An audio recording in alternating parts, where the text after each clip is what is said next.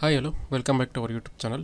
So in this video I am going to show you how can you convert a world plane image, plain image of a world map into a 3D globe. So let us start the video. So all you need to do is you need to have this image, that is our world map. Okay, so now what I do means I'll create a new composition which is of 1920 by 1080. You can keep the time duration whatever you want and the frame rate. So just click OK.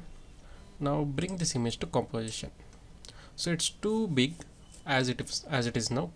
So what we can do means either first you can hold Ctrl Alt Shift H button to fit the screen, or else what you can do is go to the effects and presets, click here, type CC sphere, so you will get the effect. You can directly drag and drop to on the image. So when you do that, you will get the globe kind of field. So now if you see here, it is look like a earth globe, right? So if you come for the effects control panel on the left side, you can see the the settings of this CC sphere. So right now the first settings is on rotation. If you rotate X, it will rotate in a vertical way. If you rotate the Y, it will rotate in a horizontal way.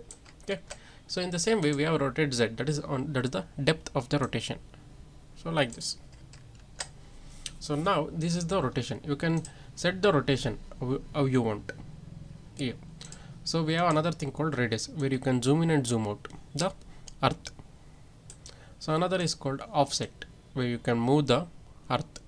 Okay, so now next we have light. In the light, you can increase the intensity of the earth. Okay, let me increase little more intensity over on the left side. And light color, if you can give the warm light, you can give the warm light, like just like how the earth looks, slightly warm light. Okay, you can change the color.